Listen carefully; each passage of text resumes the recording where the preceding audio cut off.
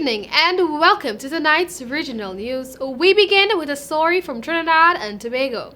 Commissioner of Police Gary Griffith says there is not enough evidence to immediately suspend all 12 police officers involved in the Saturday shooting in which 3 men were killed.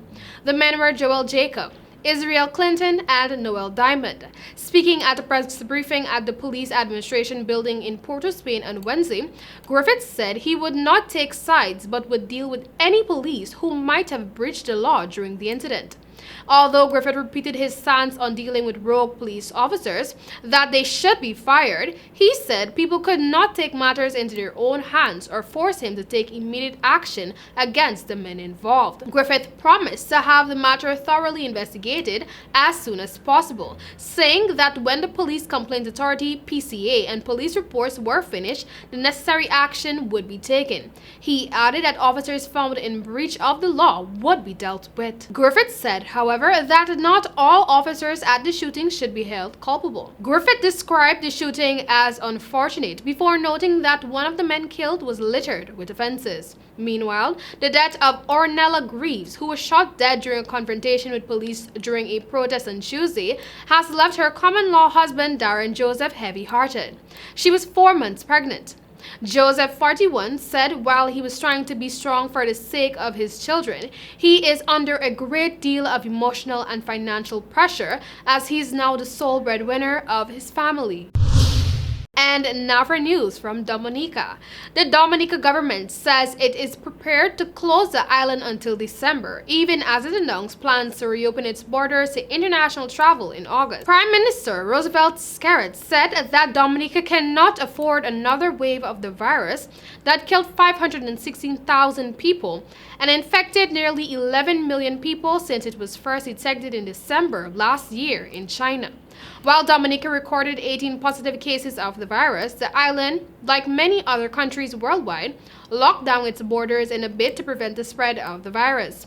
Government announced that the borders will be opened to international travel on August 15, and Skerrit said it is imperative that Dominica maintains the protocols put in place to deal with the impact of the virus there. Skerrit said it was necessary for Dominicans to appreciate that, I quote, "Once you open, there are risks associated, and what we are seeking to do as a government is to mitigate against those risks and to put measures in place to mitigate against those risks." End of quote. Meanwhile, National Security Minister Rayborn Blackmore has hinted at the possibility of an order being issued compelling all persons to wear masks in public. He said as the island reopens its borders to accommodate returning nationals on July 15, it was imperative that citizens do not become complacent. And now for some news from CARICOM. CARICOM heads of government will host a virtual conference on Friday where Prime Minister Mia Mottley will hand over the reins to her successor, Prime Minister of St. Vincent and the Grenadines Ralph Gonsalves, as CARICOM chair. Because of the COVID-19 pandemic, the 41st regular meeting of heads of government was pushed to September 2 and 3 in St. Vincent and the Grenadines. On Friday, the regional leaders are expected to discuss several procedural matters. During her tenure as CARICOM chair, Prime Minister Mia Mottley hosted the 31st Intersessional Conference and held a number of meetings to map out a strategy to deal with the COVID-19 crisis. She also facilitated a meeting between CARICOM heads of government and representatives from leading cruise lines to discuss matters of mutual interest. And finally, for news from Jamaica.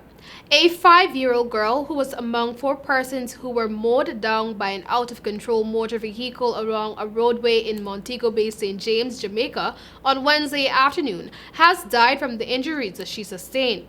The deceased has been identified as Shanika McDonald of a Flanker, St. James address. Reports are that about 1:30 p.m. a Grey Sports utility vehicle was being driven along Queens Drive in Montego Bay in the parish when the driver lost control of the vehicle, which ran into a group of persons who were working alongside the road. McDonald and 3 adults sustained injuries and were taken to the Cornwall Regional Hospital, where the child was pronounced dead. That was all for tonight's regional news. Thank you for joining us. Goodbye.